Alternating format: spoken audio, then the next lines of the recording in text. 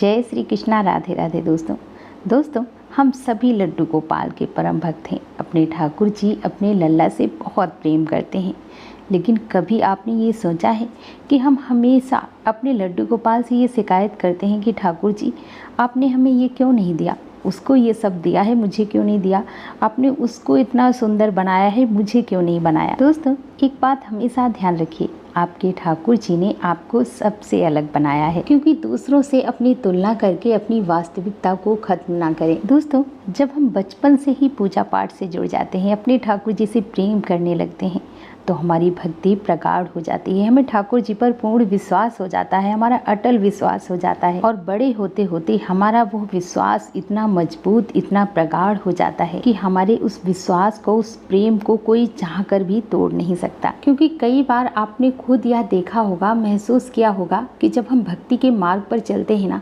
तो हमारे जीवन में कई प्रकार की समस्याएं आती हैं। कुछ लोग तो ऐसे होते हैं जो हमसे बोलते हैं कि अभी तुम्हारी उम्र ही क्या है, पूजा पाठ करने की उम्र थोड़ी ना है, अभी आराम से जीवन जियो, घूमो फिरो, ऐश करो, जब कुछ उम्र हो जाएगी, बूढ़े हो जाएंगे तो पूजा पाठ भी कर लेंगे। पर दोस्तों जब हम बचपन से ही पूजा पाठ करते हैं, बचपन से ही अपने घर के बच्चों को पूजा पाठ करना सिखाते हैं, ठाकुर जी की सेवा सिखाते हैं, और जब हम अपना सर्वस्व ठाकुर जी के चरणों में समर्पित कर देते हैं, तो ठाकुर जी हमारा हाथ पकड़कर हमें भव सागर से पार ले जाते हैं। और जब हम ठाकुर जी से इतना प्रेम करते हैं, तो हमारे ठाकुर जी हमें किसी न किसी रूप में दर्शन अवश्य देते हैं। दोस्तों आज का यह अद्भुत प्रसंग बड़े प्रेम, बड़े भाव से आंखें बंद करके सुनिएगा, आपको साक्षात बिहारी जी के दर्शन होंगे। दोस्तों आज की सत्य घटना है श्रेया पांडे जी की। श्रेया जी बताती हैं कि मैं आज तक, मतलब मैं 11 वर्ष की हो गई थी, तब तक मैं वृंदावन धाम कभी नहीं गई थी। हमारे घर पे भगवान श्री कृष्ण के बाल स्वरूप श्री लड्डू गोपाल जी विराजित थे,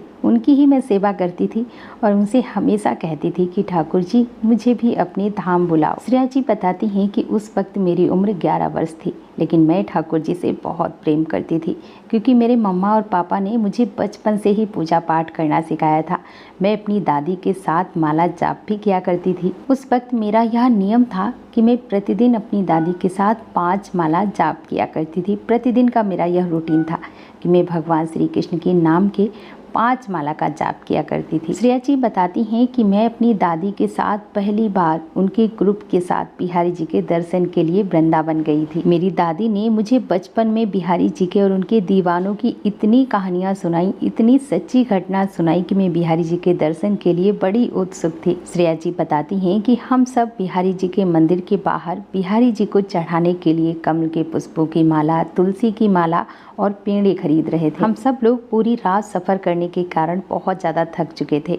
हम में से कुछ लोग मंदिर के बाहर जाकर सीढ़ियों पर जाकर बैठ जाते हैं। मैं भी भागकर जाती हूँ और उन्हीं लोगों के साथ जाकर सीढ़ियों पर बैठ जाती हूँ। अभी मुझे बैठे हुए कुछ देर ही हुई थी कि मुझे ऐसा लगा कि मेरे पास से कोई तेजी से भाग कर गया हो और मंदिर के प्रवेश द्वार तक गया और अंतर्ध्यान हो गया। श्रेया बताती हैं कि जब मैंने उसकी तरफ देखा, जब वो भाग रहा था, तो मुझे ऐसा लगा कि मैं उसको जानती हूँ और मैं सोचने लगी कहीं ये वो तो नहीं है जिनके बारे में मैंने बचपन से दादी के मुख से कथाएं सुनी हैं। क्योंकि मेरी दादी हमेशा मुझे बताया करती थी कि ठाकुर जी ऐसे हैं, ऐसे चलते हैं, ऐसे वस्त्र धारण करते हैं, मोर मुकुट धारण करते हैं, हाथ में उनकी बांसुरी, करदनी, सब कुछ मेरी दादी मुझे बताया करती थी और इसीलिए मुझे पता है कि वो कैसे चलता है, कैसा दिखता है। श्रेया बताती हैं कि पहली बार में ऐसा लगा कि मेरा रोम रोम पुलकित हो उठा हो। मैंने अपने साथ ऐसा होते हुए पहले कभी नहीं देखा था। मैं उसी वक्त उठकर अपनी दादी के पास गई और मैंने उनसे बोला कि दादी दादी, अभी मैंने बांके बिहारी जी को मैंने मंदिर के अंदर जाते हुए देखा है। श्रेया बताती हैं जैसे ही मैंने यह बात अपनी दादी से कही, दादी ने मुझे तुरंत सबके सामने डांटते हुए बोला कि तू पागल हो चुकी है क्या, ऐसा कुछ थोड़ी ना होता है जैसा तू सोच रही है, वो कोई और भाग कर गया होगा, पर तेरे दिमाग में तो बिहारी जी चल रहे थे, इसीलिए तुझे उसमें बिहारी जी दिखाई दे रहे होंगे। श्रेया बताती हैं कि जब मेरी दादी ने मुझे डांट दिया, उन्होंने मेरी बात पर विश्वास नहीं किया, तभी मैं जाकर अपनी जगह पर वापस बैठ गई। मुझे इस बात का दुख नहीं था कि मुझे दादी ने सबके सामने डांट लगाई, मुझे दुख तो इस बात का था कि जिनके मुंह से मैं बचपन से बांके बिहारी जी की कहानियां, उनकी लीलाएं सुनती आ रही थी, आज वो ही कह रही हैं कि ऐसा कुछ नहीं होता। यदि ऐसा कुछ नहीं होता तो तो हम यहाँ क्या करने आए हैं। इसके कुछ देर बाद दादी ने मुझे आवाज लगाई और हम सब लोग मंदिर के अंदर बिहारी जी के दर्शन के लिए जा रहे थे। लेकिन मुझे अभी भी वही सुगंध महसूस हो रही थी, परंतु मुझे वह सुगंध केवल वहीं तक महसूस हो रही थी जहाँ पर जाकर बिहारी जी अंतर ध्यान हो गए थे। श्रेया जी बताती हैं, मैं बार बार मंदिर से बाहर निकल के उसी जगह पर जा रही थी सुगंध महसूस करने के लिए, क्योंकि इस घटना के बाद मेरा दिमाग काम नहीं कर रहा था। मेरे मन में बस वही छवि बसी हुई थी और मैंने ऐसा कम से कम 3 बार किया। 3 बार मैं उसी जगह पर वापस गई, पर मैं जब चौथी बार बाहर जाने लगी तब दादी ने मुझे फिर से डांट लगाई और बोली कि तू बार बार बाहर क्या करने जा रही है। यह हमारे लिए एक नई जगह है, अगर तू यहाँ पर खो गई तो तुझे यहाँ ढूंढना बहुत मुश्किल हो जाएगा हमारे लिए। दोस्तों, श्रेया जी बताती हैं कि जब इस बार मेरी दादी ने मुझे डांटा तो मुझे बिल्कुल अच्छा नहीं लगा, क्योंकि दादी ने मुझे आज 2 बार डांटा। इससे पहले मेरी दादी ने मुझे कभी नहीं डांटा था। इसके बाद अब हम सब लोग बिहारी जी के दर्शन करने के लिए उनके कपाट खुलने का इंतजार कर रहे थे। अगले ही क्षण जैसे ही कपाट खुले तो मुझे देखकर बड़ा अचंभा हुआ कि वही सुगंध, वही वस्त्र, वही श्रृंगार, ये देखकर मैं हैरान रह गई। मेरी आंखें फटी की फटी रह गईं।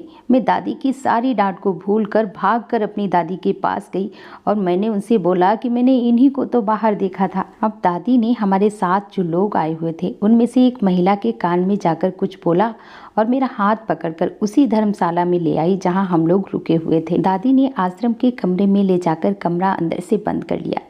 जैसे ही दादी ने दरवाजे की कुंडी लगाई और मेरी तरफ देखा, उनके चेहरे की दशा ही बदली हुई थी। उन्होंने मुझे तुरंत अपने गले से लगा लिया और हमें पता ही नहीं उसी तरह से कितनी देर तक हम खड़े रहे। बताती ही श्रेया, मुझे अभी भी उनके व्यवहार का कुछ समझ नहीं आ रहा था। बहुत देर बाद जब दादी ने मुझे छोड़ा तो मैं एक टूक दादी की तरफ देखे जा रही थी। जब दादी ने थोड़ी देर बाद अपना मौन तोड़ा तब वो बोली, पगली, तुझे अभी भी नहीं समझ आया? तुझे ठाकुर जी ने दर्शन दिए हैं, तुझ पे बांके बिहारी जी की कृपा हो गई है।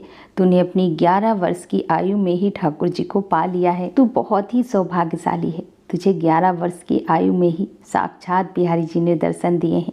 और तू मुझे देख, मैं 70 वर्ष की हो गई हूँ। इतना मैं पूजा पाठ करती हूँ, ठाकुर जी की सेवा करती हूँ, पर मुझे आज तक ठाकुर जी नहीं मिले। आज तक मुझे उनके दर्शन नहीं हुए। और दादी फिर से मेरे गले लगकर भावुक हो गई। वो फिर से रोने लगी और कहने लगी कि हम कितने बदनसीब हैं कि ठाकुर जी ने मुझे आज तक दर्शन नहीं दिए। दोस्तों, श्रेया बताती हैं कि आज इस घटना को घटित हुए 25 वर्ष बीत गए हैं और आज भी जब मैं बिहारी जी के दर्शन के लिए जाती हूँ तब मुझे मेरी दादी की बहुत याद आती है। दोस्तों, वो कहते हैं ना कि ना सुबह की इच्छा ना शाम की चाहत है, जिस पहर तुम मिलो वही इश्क की इबादत है। इसीलिए दोस्तों, अगर आप भी ठाकुर जी के परम भक्त हैं, ठाकुर जी की सेवा पूजा करते हैं, तो आप अपने साथ अपने बच्चों को पूजा पाठ करना, ठाकुर जी की सेवा करना, भक्ति के मार्ग पर चलना जरूर बताएं। क्योंकि अगर एक जन ही हमारे घर में पूजा पाठ करता है, ठाकुर जी की सेवा करता है, भक्ति के मार्ग पर चलता है, तो वो एक व्यक्ति ही हमारे सारे कुल को तार देता है। श्रेया जी, आपका बहुत बहुत धन्यवाद जो इतनी अद्भुत लीला कथा आपने हमारे साथ शेयर की, जिसे मैं अपने चैनल के माध्यम से बाकी सभी भक्तों तक पहुँचा पाई।